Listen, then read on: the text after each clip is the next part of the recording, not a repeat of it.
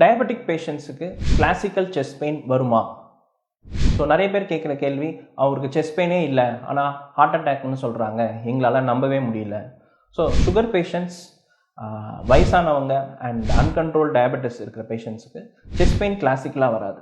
நீங்கள் ரொம்ப வருஷமாக சுகர் இருக்கவங்களுக்கு கேட்டிங்கன்னா அவங்களுக்கு காலில் சுருக்கு குத்துற மாதிரி இருக்கும், நடந்தால் பஞ்சு மேலே நடக்கிற மாதிரி இருக்கும்.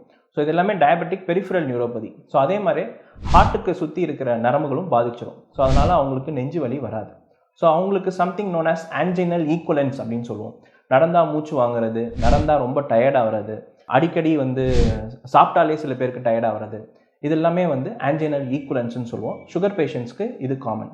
ஸோ உங்களுக்கு மைல்டு சிம்டம்ஸ் இருந்தாலோ நீங்கள் சுகர் பேஷண்ட்டாக இருந்தால் ஒரு ஹார்ட் டாக்டரை பார்த்து ஒரு ஃபுல்லாக எவாலுவேட் பண்ணுறது நல்லது. ஸோ டயபெட்டிக் பேஷண்ட்ஸ்க்கு கிளாசிக்கல் செஸ்ட் பெயின் வராது. ஒரு ஏடிபிக்கலாக இருக்குது, ஒரு நெஞ்சு வலி மாதிரி இருக்குது, மூச்சு வாங்குற மாதிரி இருக்குனாலும் நீங்கள் அது ரொம்ப சீரியஸாக எடுத்துக்கணும்.